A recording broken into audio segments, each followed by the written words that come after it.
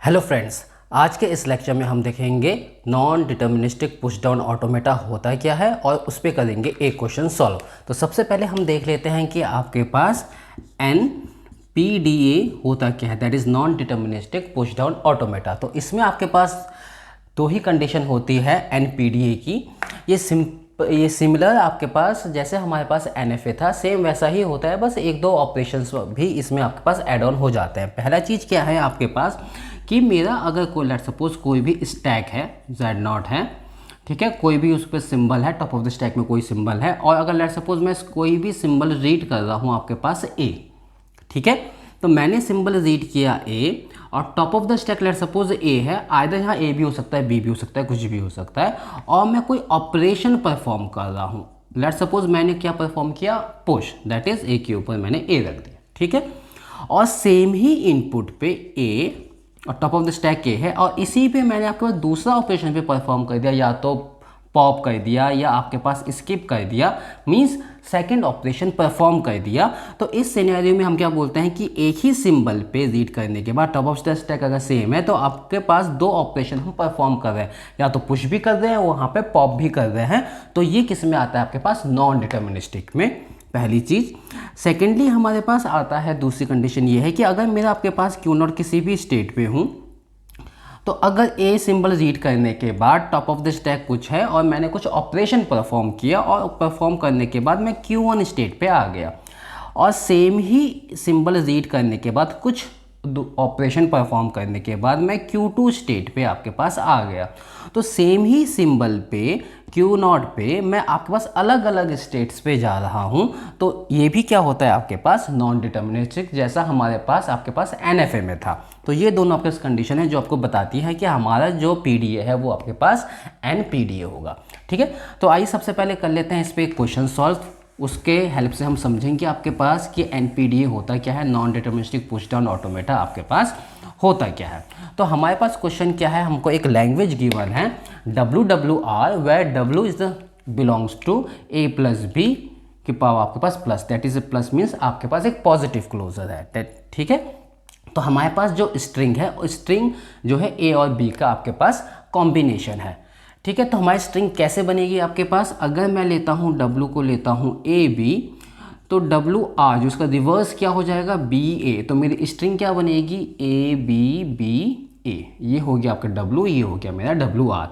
अगर मैं लेता हूँ कि AABB, तो मेरा इसका रिवर्स क्या हो जाएगा BBAA, स्ट्रिंग क्या बन जाएगी AABB TW, एंड WR क्या हो जाएगा BBAA, ठीक है। तो हमको इस तरह की जो स्ट्रिंग्स है हमको क्या है आपके पास एक्सेप्ट करवानी है, इसका हमको आपके पास PDA बनाना है। तो देख लेते हैं इसका आपके पास PDA बनेगा कैसे, ठीक है। तो इस तरह का क्वेश्चन हमने अपने प्रीवियस वीडियोस में भी आपके पास किया था। वो हमारा क्वेश्चन क्या था, वो था WCWR, ठीक है। WWR को हम इवन पैलेंड्रोम भी बोलते हैं और WCWR को हम ऑड पैलेंड्रोम भी आपके पास बोलते हैं। तो इसमें क्या था कि एक W पार्ट था और ये WR वाला पार्ट था, ठीक है, बीच में आपके पास C था। तो हमारा इसमें कॉन्सेप्ट क्या लगा था कि आपका अगर Z0 है, मतलब टॉप ऑफ द स्टैक, या आपके पास स्टैक सिंबल Z0 है, कोई भी अगर मैं सिंबल रीड कर रहा हूँ A आइदर B, तो A को क्या करूँगा मैं इसके अंदर पुश करूँगा, फिर B को क्या करूँगा इसके अंदर पुश करूँगा। तो मैं पुश ऑपरेशन कब तक परफॉर्म करूँगा, जब तक मेरे पास C नहीं आ जाता एक सिंबल। जैसे ही मेरे पास C आएगा तो उसके बाद वाले जो भी मेरे पास सिंबल होंगे उसके रिस्पेक्ट में मैं क्या करूँगा, पॉप ऑपरेशन परफॉर्म करूँगा। पॉप क्यों ऑपरेशन परफॉर्म करूँगा, क्योंकि ये आपके पास जो स्ट्रिंग है उसका रिवर्स है। अब रिवर्स का मतलब जो भी स्ट्रिंग इसमें आपके पास पुश हुआ होगा तो रिवर्स ऑर्डर में ये बिल्कुल सेम मिलेगा आपके पास। ये B होगा तो टॉप ऑफ द स्टैक भी B मिलेगा, A रीड करूँगा तो टॉप ऑफ द स्टैक भी मेरे को क्या मिलेगा, A ही मिलेगा, ठीक है। लेकिन WCWR में फ़ायदा ये था कि हमारे पास C था बीच में जो हमको इंडिकेट करवा रहा था कि आपका W आ चुका है, अब ख़त्म हो गया, सॉरी मतलब W अब आपका फिनिश हो चुका है। अब इसके बाद मतलब C के बाद अब WR आने वाला है, तो अब मैं यहाँ पे स्किप करता था और यहाँ पे आपके पास पॉप ऑपरेशन परफॉर्म करता था। ये सिंपल था। आइदर मेरा W में चाहे A कितनी बार क्यों ना आए, मेरे को हमेशा क्या करना पड़ेगा, पुश, जब तक C ना आ जाए। ये बड़ा सिंपल सा कॉन्सेप्ट था। बट WWR में थोड़ा सा आपके पास डिफ़िकल्ट हो जाता है कि आपके पास अगर मैं ये बोलता हूँ स्ट्रिंग है AB और इसका रिवर्स क्या हो जाएगा BA, तो टोटल स्ट्रिंग बन जाएगी AB BA। तो हमें क्या पता है कि आपके पास पुश कब करना है और पॉप कब करना है, ठीक है। तो हमको नॉर्मली देखना पड़ेगा, पॉप के लिए हम क्या देखते हैं आपके पास मिडिल, कि आपके स्ट्रिंग का मिडिल कहाँ है, क्योंकि मेरा तो पूरा स्ट्रिंग ये है, तो ये इसका आपके पास मिडिल पॉइंट है, सेंटर पॉइंट है, ये आपका W है, ये आपका WR है। तो इतने एलिमेंट्स को जो सिंबल्स है मेरे को पुश करना है और इसके बाद मेरे को पॉप ऑपरेशन परफॉर्म करना है। पहली बात ये। अब पॉप ऑपरेशन परफॉर्म कैसे होगा कि अगर मेरे पास दोनों आपके पास सिंबल सेम मिला, दैट मीन्स इस B को अगर मैंने पुश किया हुआ है स्टैक के अंदर और नेक्स्ट सिंबल भी मेरे को B मिला, दैट मीन्स सिंबल रीड किया मैंने B और टॉप ऑफ द स्टैक भी क्या आ गया मेरे पास B आ गया, तब मैं सोचूंगा कि वो मेरा आपके पास अब पॉप ऑपरेशन परफॉर्म करना है, ठीक है। जैसे Z0 हो गया, A है तो इस पे आ गया, फिर मैंने B रीड किया फिर आ गया, फिर मैंने आपके पास B रीड किया और टॉप ऑफ द स्टैक भी B मिला, तो दोनों सेम हो गए तो मैंने B को पॉप कर दिया। फिर A था, फिर टॉप ऑफ द स्टैक भी मेरे को A मिला, तो मैंने आपके पास पॉप ऑपरेशन परफॉर्म कर दिया। ये सिंपल सा मेरा लॉजिक है। लेकिन लॉजिक क्या है कि दोनों ही सिंबल सेम होने चाहिए, बट मेरा स्ट्रिंग खाली ऐसा ही तो नहीं हो सकता। स्ट्रिंग मेरे आपके पास A और B के कॉम्बिनेशन के कुछ भी हो सकते हैं। लेट्स सपोज मेरा आपके पास जो W है वो है आपके पास AB WR क्या हो जाएगा फिर BB आपके पास A, ठीक है। ये आपके पास स्ट्रिंग हो जाएगी। तो अब नॉर्मली पुश क्या करना है, तो सिंपली हम क्या करेंगे, A आएगा तो मेरा जो आपके पास स्टैक होगा Z0 उसके अंदर मैं A को पुश करूँगा। जैसे ही B आया, टॉप ऑफ द स्टैक मेरा A है, दोनों अलग अलग सिंबल है, B को भी मैंने पुश किया। अब ये वाला B आया और टॉप ऑफ द स्टैक भी क्या मिल गया मेरे को, B मिल गया। अब ऑपरेशन क्या परफॉर्म होगा, पुश होगा या आपके पास पॉप ऑपरेशन परफॉर्म होगा, ठीक है। हमको देखने में तो लग रहा है कि ये अभी मिडिल पॉइंट नहीं है, मिडिल पॉइंट मेरा ये है, that is the centre point मेरा ये है। बट जो मेरी मशीन है वो आपके पास जो हेडर है वो 1 बाय 1 सिंबल को आपके पास रीड करेगा, तो उसके अकॉर्डिंग ये भी हो सकता है कि A आया मैंने पुश किया, B आया मैंने पुश किया, तो ये जो B है मे बी ये सेंटर वाला पॉइंट हो और ये दोनों सेम हो और B के बाद A हो, वो ये भी तो सोच सकता है आपके पास मशीन। तो उस कंडीशन में ये वो यहाँ पे एज अ मिडिल पॉइंट लेके भी चल सकता है, लेकिन हमें पता है कि मिडिल पॉइंट आपके पास है नहीं। दैट मीन्स यहाँ पे अगर दोनों सिंबल सेम आ रहे हैं तो ये ज़रूरी नहीं है कि वो मिडिल पॉइंट हो और ये ज़रूरी भी नहीं है कि वो मिडिल पॉइंट ना हो। तो हमको दोनों सिनेरियो लेके चलना पड़ेगा कि अगर दोनों सेम आ गए तो हमको पुश ऑपरेशन भी परफॉर्म करना पड़ेगा, अगर दोनों सेम आ गए तो हमको पॉप ऑपरेशन भी परफॉर्म करना पड़ेगा।